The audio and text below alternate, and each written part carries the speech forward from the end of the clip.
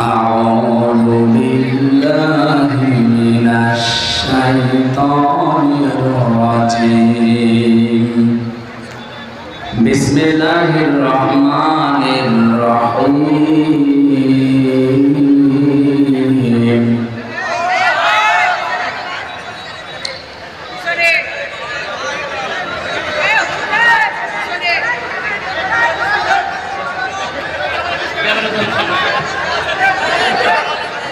স্বেচ্ছাসেবক না মনে আছে যে সেরকম কিছু হয়ে গেছে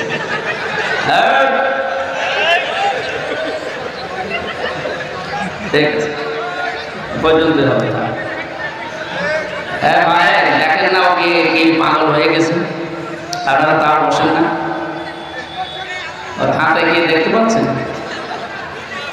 হ্যাঁ ওটা বসে করো হ্যাঁ হ্যাঁ বসে করো বড় বড় ভয় পাচ্ছেন আপনারা দাঁড়িয়ে আছেন কেন পেছনে দাঁড়িয়ে আছেন ওর পেছনে তার কষ্ট হচ্ছে না মানে বসে পড়ুন ভাই এটা জান্নাতের বাগান বসে আরো তাড়াতাড়ি বসে পড়ুন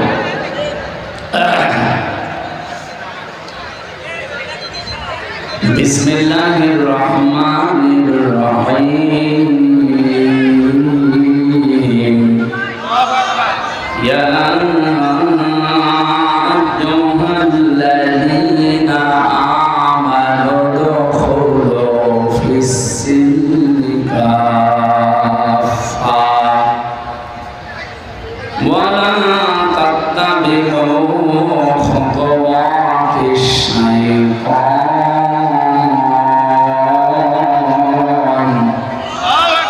إنه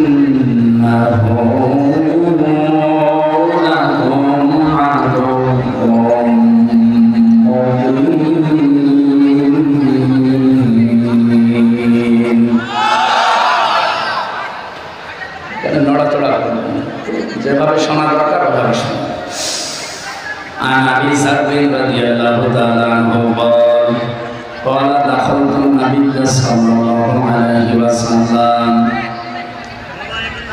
قال دخلت على رسول الله صلى الله عليه وسلم فذكر الحديث بطوله إلى أن قال قلت يا رسول الله أوصني قال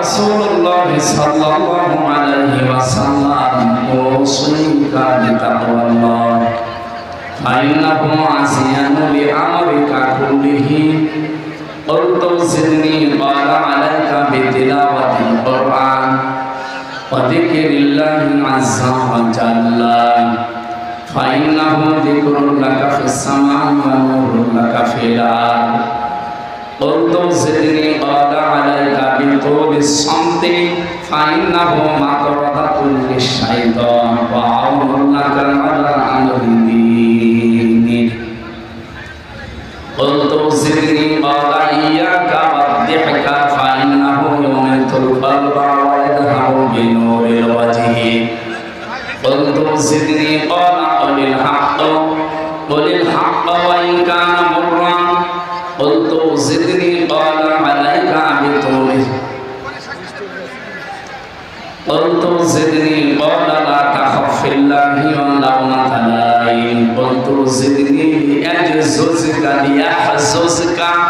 ليحززك عن الناس ما تعلم من نفسك رواه ابن ماجه وقال تعالى في شان رسوله اللهم صل على سيدنا مولانا محمد وعلى آل سيدنا مولانا محمد الحمد لله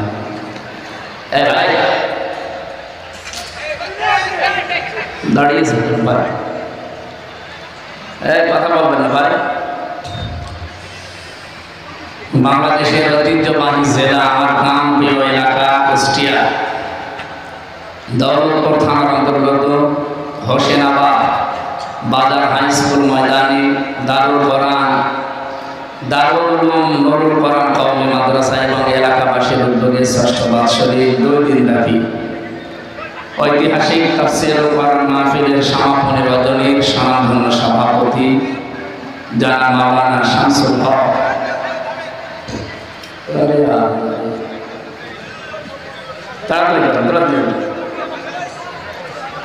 যাদের বসতে ভালো লাগে বসে, দাঁড়িয়ে ভালো লাগলে দাঁড়িয়ে কথা বলবেন।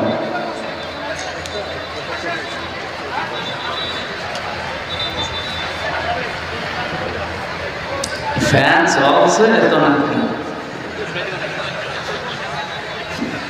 আমার মনে হয় রওশনের সাথে যদি বলা হয় তাহলে সাথে জোরে ধরবে। সম্মানিত পরিচালক হাফেজ মাওলানা আসাদুজ্জামান আতাল্লাহু উমরাহু ওয়া বারাকাল্লাহু ফি হায়াতিহি, বলেন আমিন।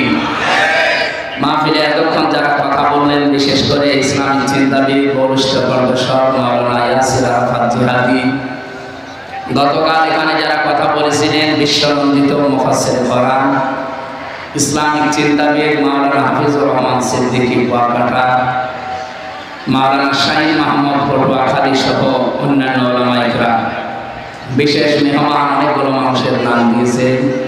মাওলানা এটিএম ইউসুফ আলী, মাওলানা ফরিদ উদ্দিন আবরার, হাফেজ মাওলানা শামসুল হক, মাওলানা ফারুক হোসাইন, মাওলানা আমিনুল ইসলাম, হাফেজ মাওলানা নিহাজুল হক, মঞ্চে বসা সম্মানিত উলামা ইকরাম, সামনে বসা মুসলমান ভাইরা, পর্দার আড়ালের সম্মানিত মা এবং বোনেরা, প্রশাসনের ভাইরা, প্রাণপ্রিয় কুষ্টিয়াবাসী, আল্লাহর দরবারে শুকরিয়া জানাচ্ছি। বহুদিন আসতে পারি না, কোরআনের দাওয়াত নিয়ে আসার বহু ইচ্ছা ছিল। 3টা বছর তো ভেতরে ছিলাম, ভেতর থেকে বের হওয়ার পরও আশা ছিল আসবো, কিন্তু আসতে পারি না বিভিন্ন বাধার কারণে। আজকে উন্মুক্ত পরিবেশ আল্লাহ আমাদের জন্য দিয়েছে, খুশি হয়ে বলেন আলহামদুলিল্লাহ। 1500 বছর আগে আয়ানে জাহিলিয়াতের একটা পাথর পৃথিবীর বুকে চাপা ছিল, যেন পৃথিবীর নাভিশ্বাস উঠেছিল।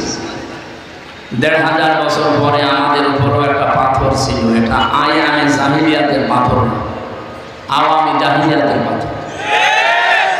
শব্দ দুইটা প্রায় কাছাকাছি না, আয়ানে আর আওয়াম, ওদের কাজও প্রায় একই। আমি আর রাহিকুল মাখদুম পড়েছিলাম পুরাটা, ওর ভেতরে এই শিক্ষাটা ছিল খিতামুহু মিসকুন ওয়া ফি যালিকা ফালিয়াতানা ফাসিল মুতানাফিসুন।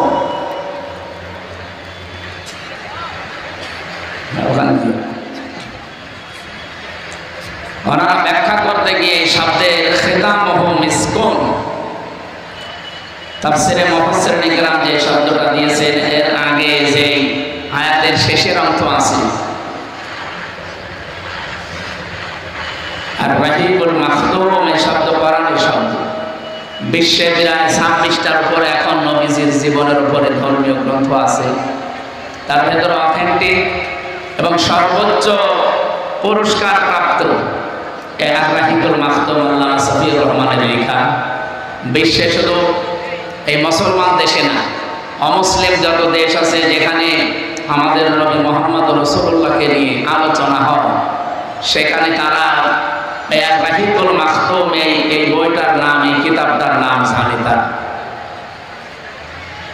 তো সেখান থেকে আমি কোট করছি, ওখানে লেখা আছে খিতামুহু মিসকুন ওয়া ফি যালিকা ফালিয়াতানা ফাসিল মুতানাফিসুন। এটা ঢাকনা দিয়ে ঢাকা আছে। আমিজাজুহু মিন তাসনিম, এই তাসনিম শব্দটার ব্যাখ্যা করতে গিয়ে যারা লেখক, বিশেষ করে যারা তাফসীর লেখে, তারা লিখেছে জান্নাতে যে পানি আল্লাহ জান্নাতি বান্দা বান্দীদেরকে খাওয়াবে, সেই শরবত বা পানি ঢাকনা দিয়ে ঢাকা থাকবে, যেটা আজ পর্যন্ত খোলা হয়নি। যে জান্নাত পাবে ওখান থেকে খাবার সময় ঢাকনা খুলে খাওয়া লাগবে, এর আগে এখনো পর্যন্ত ওই ঢাকনা কেউ খোলেনি। ওটা তাসনিমের গুণাগুণের ভেতরে আমরা কয়েকটা গুণাগুণ দেখলাম। 1 নম্বরে ওটা যদি কেউ ধরে পান করে, সঙ্গে সঙ্গে তার চেহারার ভেতরে নূর চমকাবে, তার চেহারার উজ্জ্বলতা বেড়ে যাবে। এবং এক এক সময় এক এক রকমের স্বাদ তার মুখের ভেতরে সে পেতেই থাকবে। পৃথিবীর কোন খাবার আছে যে একবার খেলে এক স্বাদ, আর একবার খেলে আর এক স্বাদ? এরকম খাবার আছে? আমি পাইনি। আমার এই ছোট বয়সে বিশ্বের কতগুলো দেশে ঘুরে আসলাম, আমি 220 প্রকার পর্যন্ত খাবার এক হোটেলে পেয়েছিলাম।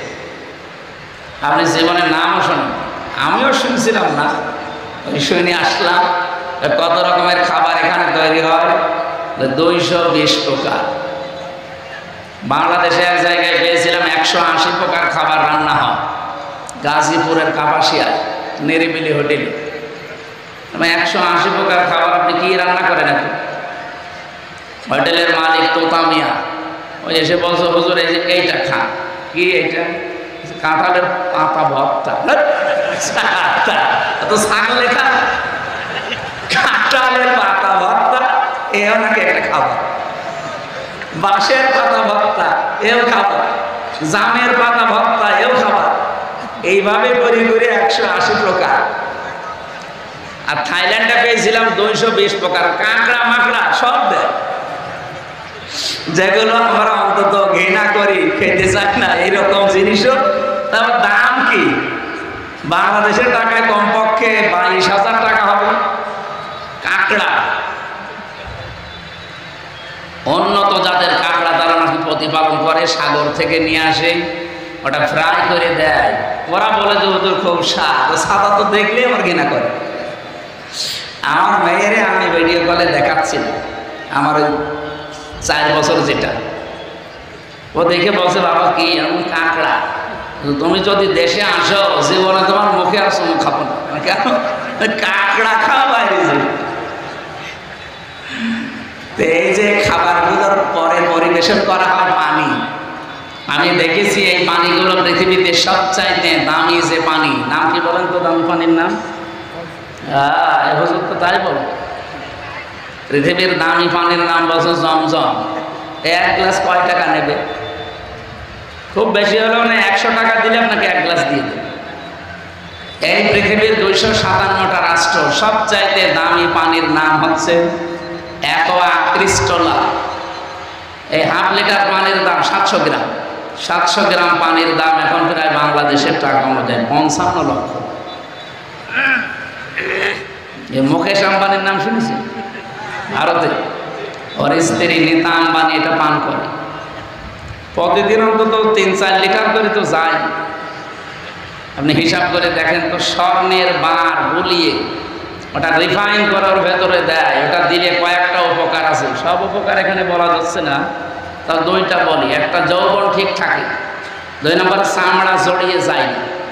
মহিলার বয়স কিন্তু অনেক, আমার মনে হয় আমার দাদির বয়সই হবে, তারপরেও দেখলে মনে হবে যে আমার ম্যাডামের বয়স। আর কয়েকটা উপকারের কথা আছে, আমি ওগুলো বলতে পারলাম না হুজুরদের কারণে, টাকা আছে।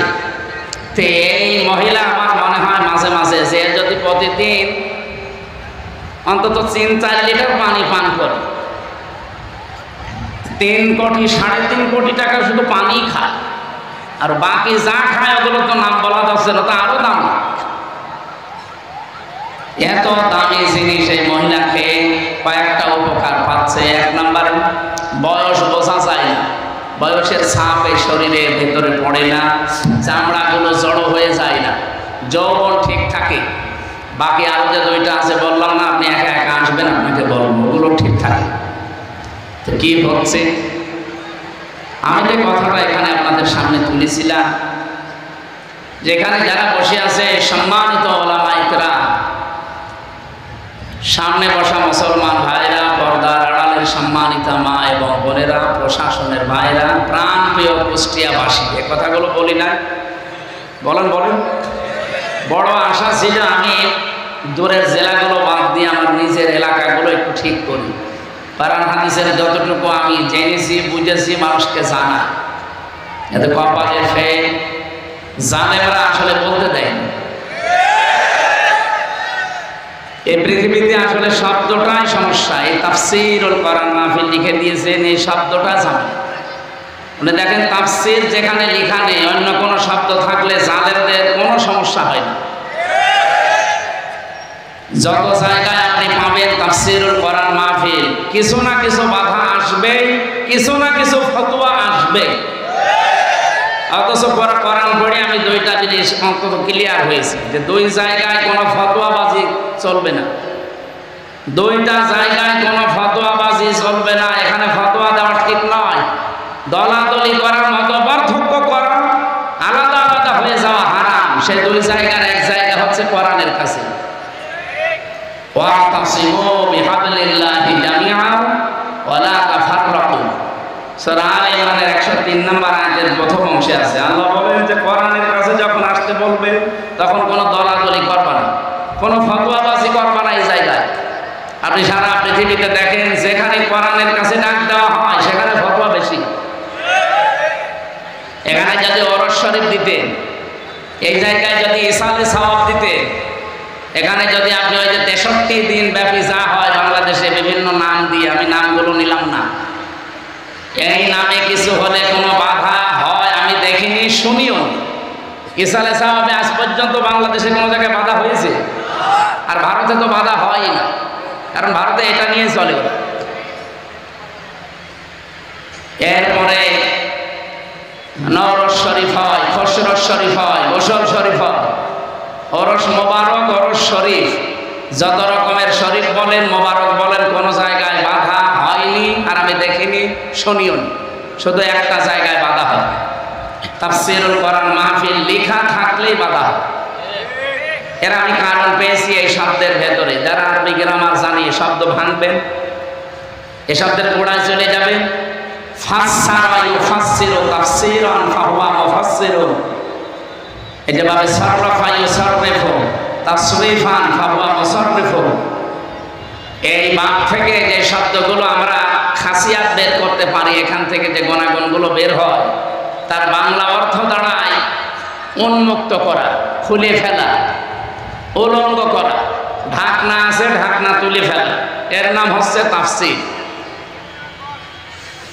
আপনি যদি পৃথিবীতে, আমি এই ভাইয়ের বাড়িতে গেলাম, যে সালাম দেওয়ার পরে ওনার ছেলেটা বের হয়ে বলছে কি, ওনার বাবা কই? আচ্ছা বাবা কুষ্টিয়ায় আছে, আপনি পরে আসবেন।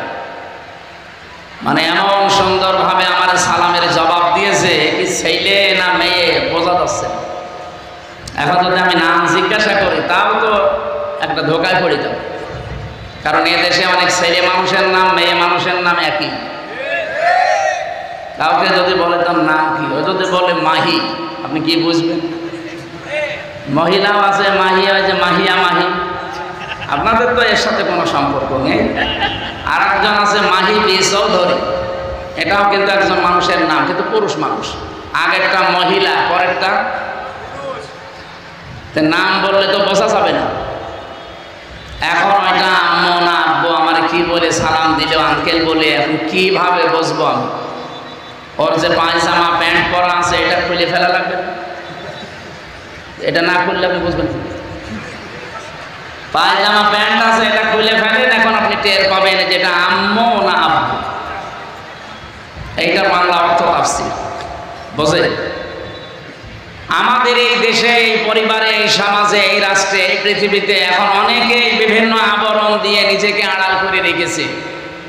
কেউ জুলুমের চাদর দিয়ে, কেউ শিরিকের চাদর দিয়ে, কি কথা বুঝতেছে? কেউ বেদাতের চাদর দিয়ে, কেউ কুফরের চাদর দিয়ে নিজেকে আড়াল করে রেখেছে। যখনই আপনি তাফসীর করতে যাবেন ওইগুলো সব উন্মুক্ত হয়ে যাবে। পৃথিবীর মানুষেরা টের পেয়ে যাবে যে এটা তো জাতির সর্বনাশ করছে। এই জন্য এত বাধা দেয়। যারা জুলুম করে তারা চিন্তা করে আমার তো অন্তত আবরণ দিয়ে ঢাকা আছে, জুলুমের আবরণ, কেউ তো টের পাচ্ছে না। কোরআনে কারিমের তাফসীর করলে বুঝে ফেলবে জাতি যে এটা জাতির সর্বনাশ করছে, এটা জুলুমকারী, তখন সোচ্চার হয়ে যাবে আমার বিরুদ্ধে। সুতরাং এইটা যেন বন্ধ হয় যে কোনো কায়দা। আর এই স্বভাব ছিল ১৫০০ বছর আগে আবু জেহেলের। কার? আল্লাহ রাব্বুল আলামিন বলেন, আল্লাযীনা কাফারু লা তাসমাউ লিহাযাল কুরআনি ওয়ালগাউ ফীহি লাআল্লাকুম তাগলিবুন। সূরা হামিম সাজদার ২৬ নম্বর আয়াতে আল্লাহ জানিয়েছেন কাফেরেরা এই ফতোয়া দিয়েছিল আপনি শব্দের দিকে খেয়াল করেন, আল্লাযীনা কাফারু, যারা কাফের তারা এই কথা বলেছিল, লা তাসমাউ লিহাদাল কোরআন, যা করবা পৃথিবীতে করো উন্মুক্ত তোমাদের জন্য, কিন্তু এই কোরআন শুনতে যেও না। মুহাম্মদ যেটা কোরআন দিয়ে বোঝাতে চায় এটা শোনা যাবে না, এটা শুনতেও দেওয়া যাবে না। প্রশ্ন আসতে পারে, শোনা যাবে না, শুনতে দেওয়া যাবে না, এই শব্দ কোথায়? এই যে অলকাফিহি, শুধু শোনা যাবে না এতটুকু না, কেউ যদি শোনার ব্যবস্থা করে হোসেনাবাদ, এটা কি করে বন্ধ করা যায় সেই ব্যবস্থা করা লাগবে। আর আমার মনে হয় আগস্টের 5 তারিখের আগে হলে এটাও বন্ধ হয়ে যেত। কিভাবে বন্ধ করবেন? হয় ধরে তোমরা বাজান, এলাকার পরিবেশ নষ্ট করে দেন, ভীতিপূর্ণ অবস্থা তৈরি করে 144 ধারা জারি করে দেন, অথবা এমন কিছু শর্ত দেন যেন ওরা কোরআনের মাহফিলের আয়োজন না করে। 14 রকমের শর্ত এর জন্য আমরা দেখেছিলাম যে অমুক হুজুর আসলে হবে না, অমুক আলেম নিয়ে আসলে হবে না, এই কথা বলা যাবে না, এই কথা বলা যাবে না। এমনকি আমরা এখনো অনেককে কথা বলতে শুনছি যে কোনো আলেম, কোনো ইমাম, কোনো মাওলানা এই দেশে কারো পক্ষে ভোট চাইতে পারবে না। আমার মনে হচ্ছে যে উনি মনে হয় মালয়েশিয়া থেকে ডিগ্রি নিয়ে এসেছে। মুফাসসিরে কোরআন, মুজাদ্দিদে জামান, ভারতের কামান, বিশাল আলেম না, স্বামী স্ত্রী দুইজন কি ফতোয়া দিচ্ছে দেখেছি। আমি আজকে ওপেন চ্যালেঞ্জ দিচ্ছি কুষ্টিয়ার বুকে, এটা রেকর্ড হচ্ছে সারা বাংলাদেশে 56,000 বর্গ মাইলে আমি যেখানে যাব, কোরআনের পক্ষে যারা আছে, একামতে দিনের পক্ষে যারা, এদেশে আল্লাহর আইন যাদের দ্বারা কায়েম হওয়ার সম্ভাবনা আছে, তাদের পক্ষে আমি রায় যাব, সিদ্ধান্ত যাব, ভোট চাব। কেউ নিষেধ করলে আমার নিষেধ করেন। কোন মায়ের দুধ খেয়েছি আমি দেখবো, আসেন আমার সামনে, আসেন। আজকে মাইক কেড়ে দেন তো, মাইক আজকে ছেড়ে দিলাম, কেড়ে দিন।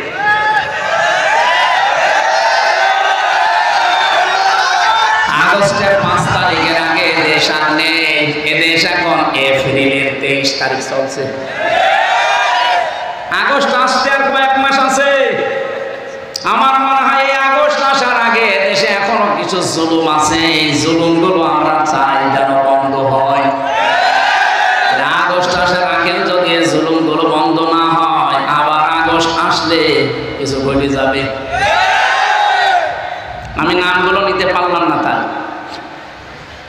1500 বছর আগে আবু জাহেল বেশ ভালোভাবে বুঝেছিল যে আমি যা করি, আমি যে চেয়ারে বসে আছি, চেয়ার তো অবৈধ চেয়ার, আর মুহাম্মদ যা বলতে চায় ও বললে আমার চেয়ার টিকবে না। কারণ মুহাম্মদের কথা যদি সত্যি মানুষ বুঝে ফেলে, আমি যে নানা ভাবে চেয়ারে আছি, ধরে ফেলবে মানুষ। এই জন্যে ওর সবচাইতে বড় কাজ ছিল এইটা, যে যা করবা করো, কোরআন যেন শুনতে যেও না, আর কেউ যেন শুনতে না পারে সেই ব্যবস্থা করো।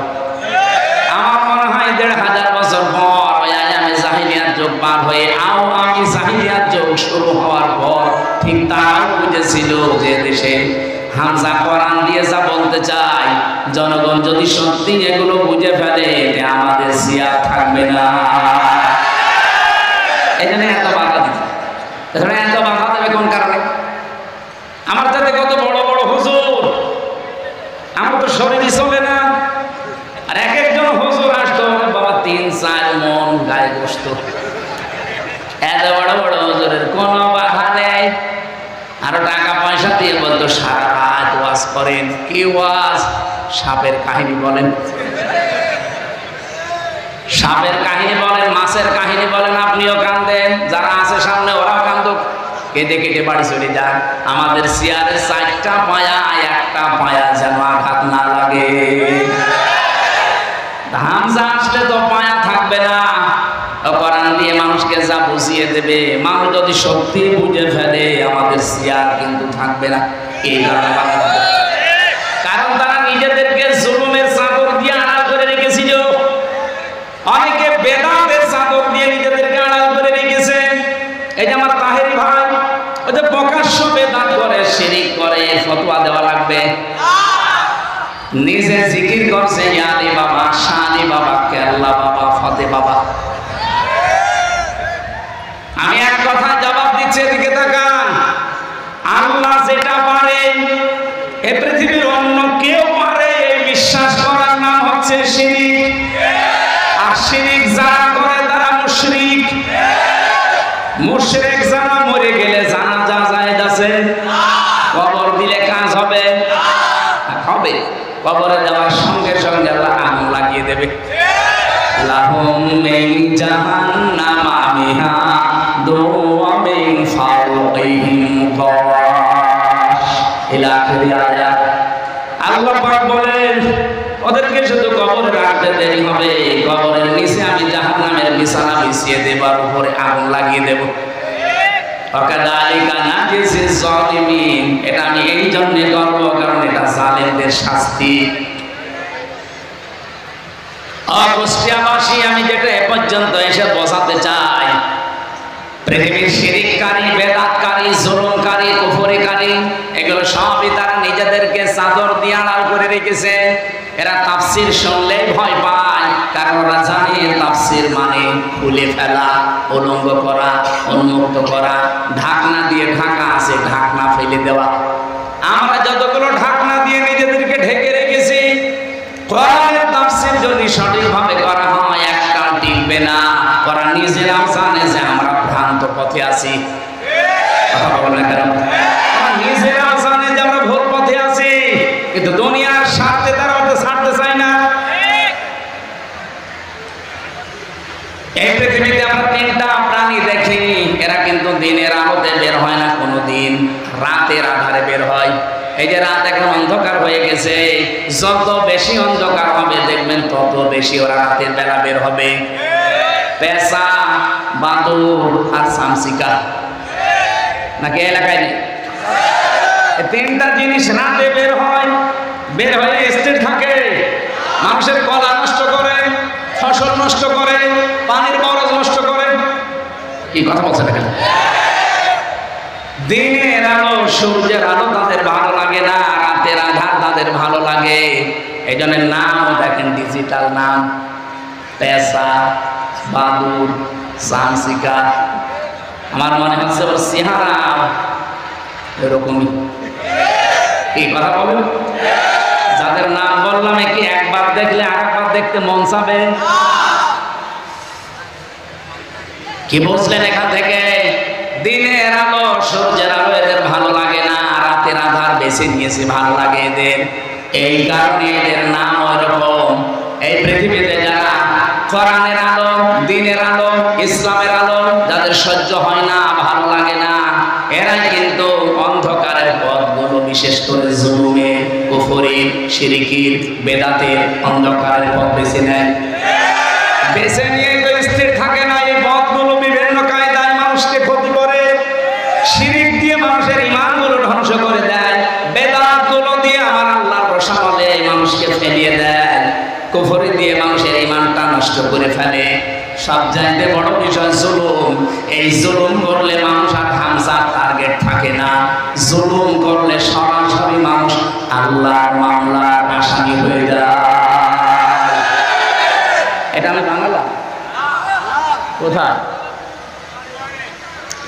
সূরা সূরা 25 নম্বর পারা 6 নম্বর পৃষ্ঠা 13 নম্বর লাইনের 42 নম্বর আয়াতে আছে। এই 15.5 বছরে যারা জুলুম করেছেন কান খাড়া করে শোনেন। আমি জানি আপনার কাছে এটা পৌঁছাবে। আকাল ইন্নামাস সাবিলু আলাল্লাযিনা ইয়াযলিমুনান নাস ওয়া ইয়াবগুনা ফিল আরদি বিগাইরিল হক উলাইকা লাহুম আযাবুন আলীম। আমি একটা দুইটা না, আমার বিশ্ববিদ্যালয়ে থাকাকালীন আমি আয়াতের সাথে প্রায় 42টার উপরে তাফসীর মিলিয়েছিলাম। 42টা মুফাসসির সব আয়াতের ব্যাপারে এক কথাই লিখেছেন। আল্লাহ পাক বলেন আমি নিজে অভিযোগ দেব, মামলা দেব, কেস করব তাদের বিরুদ্ধে, দুনিয়াতে যারা মানুষ হয়ে মানুষের উপরে জুলুম করছে। শব্দের দিকে খেয়াল করেন তো, আপনি আলেম না? ইয়াজলিমুনান নাস দিয়েছেন আল্লাহ, মুসলিমরা দেয়নি। এরপরে শব্দ হচ্ছে মুসলিমন শব্দ দিলেন কেন? আল্লাহ এটা তো মজারে, বর্তমান, ভবিষ্যৎ, প্রেজেন্ট, ফিউচার। তার মানে বর্তমানে যারা আজ মানুষের উপরে জুলুম করছে, ভবিষ্যতেও যারা করবে। এই যে আমাদের পেছনে ইন্ডিয়া, এই পৃথিবীতে সবচাইতে নিকৃষ্ট মানুষের তালিকায় দুইটা জাতি। এখন আপনি ইন্টারনেট ঘাটেন, গুগলে সার্চ দেন, দেখবেন দুইটা জাতির নাম আসবে, একটা ইহুদি আর একটা মুশরিক। আজ ফিলিস্তিন যারা দখল করে নিচ্ছে, এরা ইহুদি, এরা পৃথিবীর নিকৃষ্ট এক নম্বরে। দুই নম্বরে আছে আমাদের পাশের এই প্রতিবেশী, সবাই না, যারা উগ্রপন্থী, যারা নবীর নবী, এরা আসল জঙ্গি। আল্লাহ ঘর মসজিদ গুলো সব আজ ভেঙে দিচ্ছে, ধোয়া ধোয়া তুলে। কি ধোয়া? ধোয়া ধোয়া তুলেছে তারা। বলে 500 বছর আগে এখানে মন্দির ছিল, এর জন্য আমরা ভেঙে দিয়ে মন্দির বানাবো। আরে শয়তান, পৃথিবীতে আর জায়গা পাও না, যত মন্দির তোমার সব মসজিদের নিচে পাওয়া যায়। বিশ্বের মানুষের আজ দেখে মাটির নিচে কেউ তেল পায়, গ্যাস পায়, সোনা পায়, রূপা পায়। আরে শয়তানরা মাটির নিচে শুধু পায় মন্দির, যেখানে সেখানে না, শুধু মসজিদের নিচে পায়। একটা খবর না, দৌলতপুর থানায় হিন্দু নেই? আমরা আজ পর্যন্ত কোনোদিন আওয়াজ তুলেছি যে এই দেশের যত মন্দির আছে 1000 বছর আগে এখানে আমাদের মসজিদ ছিল, আমরা ভেঙে দেব, তুলেছি? অথচ অলরেডি গতকালকে ওরা অলরেডি দাঙ্গা বাঁধিয়ে দিয়েছে। পৃথিবীর নিকৃষ্ট জাতিতে এখন ইহুদিদের উপরে চলে যাচ্ছে এরা। মুসলমানদের বাপ দাদা, আমাদের পূর্বপুরুষ যারা, তারা ওয়াকফ করেছিল মসজিদ, মাদ্রাসা, খানকা, গোরস্থান, ঈদগাহ, এগুলো সব আজ ওয়াকফ আইনটা বাতিল করে দিয়ে অবৈধ আইন তৈরি করে মুসলমানদের এগুলো সব তারা দখল করে নিচ্ছে। একটা হাদিস পড়ছিলাম আজকে, বিশ্বনবী জানিয়েছেন, নবী রাদিয়াল্লাহু তাআলা আনহু বলেন, নবী সাল্লাল্লাহু আলাইহি ওয়াসাল্লাম, মান দাআ মা লাইসা লাহু ফালাইসা মিন্না ওয়া ইয়াতাবাওয়া মাকআদাহু মিনান নার। রাহ মুসলিম। বিশ্বনবী বলেন, ওই লোকটা কোন লোক? এ পর্যন্ত পরে নবী কিছু বলেননি। ওই লোকটা কোন লোক? যেই লোকের দখলে ওই জিনিস থাকার কথা না, জোর করে নিজের দখলে যদি ওই জিনিস সে নিয়ে নেয়, সঙ্গে সঙ্গে ফালাইসা মিন্না, সে আমার উম্মত থেকে বের হয়ে যায়। কিছু বুঝেছেন না? বুঝেন? আমি আগে ব্যাখ্যাটা বলি, দেখেন, যেই জিনিস আপনার দখলে থাকার কথা না, ওইটা যদি আপনি নিজের দখলে নিয়ে নেন, সঙ্গে সঙ্গে আপনি রবির উম্মত থেকে বের হয়ে গেছেন। গল্প করছেন মানে?